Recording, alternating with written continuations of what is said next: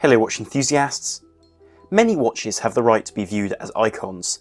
The Omega Speedmaster was, quite simply, the toughest and best designed chronograph of the 1960s. For this it went to the moon and will forever be remembered for it. The Rolex Submariner in 1954 set the tone for what most dive watches since have looked like and created movie magic on the wrist of Sean Connery as James Bond. However, there are plenty which have never received due recognition for what they achieved. In my hand, I have the product of one such example. This watch redefined what Swiss-made could mean and re-engineered the way in which a watch could be built.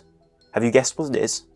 Before I come to the subject of this video, remember to like, share and subscribe, and head over to watchchronicler.com to read all the latest articles about the watch industry and to experience watches in a way you haven't seen them before. Also follow Watch Chronicler on Instagram to keep up to date on all the best new releases and to catch great watch photography. The watch I am, of course, talking about is the Swatch. The story of Swatch began in the dark days of the 1970s, when Japan had triumphed as the maker of the world's most modern watches, quartz watches. Swiss brands such as Omega released some remarkable ripostes, but these never achieved such success. By the late 70s, fewer than half the number of jobs in the Swiss watch industry existed, and major brands were teetering on the brink of sale to companies from other countries. Meanwhile though, in Switzerland something interesting was brewing.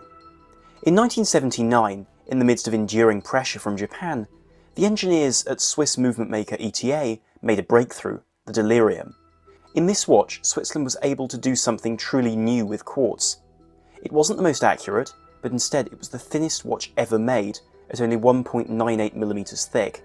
By the Delirium 4, ETA had successfully innovated even beyond contemporary technology, with a thickness of under 1mm and a case which couldn't actually be worn for fear of being bent. Whilst these watches are barely remembered, the technology at their core resulted in the creation of the most important Swiss watch ever made, the Swatch. The movement of the Delirium was, in a revolutionary move, no longer independent of the case and used the watch case itself as a base plate, incidentally also the concept which gave us the thinnest mechanical watch ever from Piaget.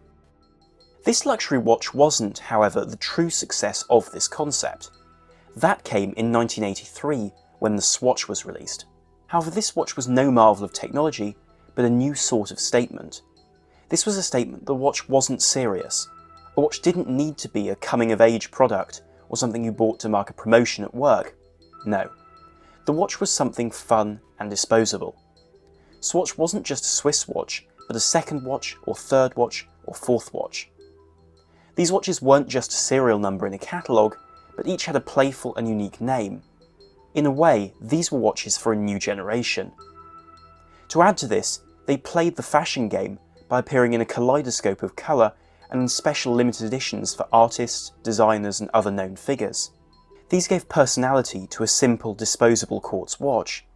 In short, whilst visionaries like Gert Lang and Jean-Claude Biver restored the prestige of the mechanical watch, Swatch made quartz, irrespective of how accurate it was, a cheaper option.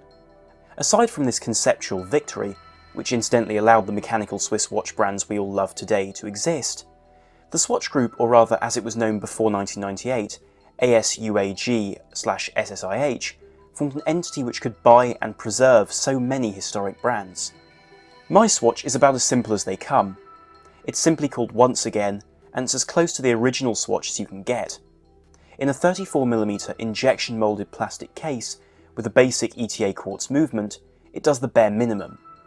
Even so, it still shows the time, the date and the day, which, with quickset for both, is more than can be said for some Timexes costing 4 times the price.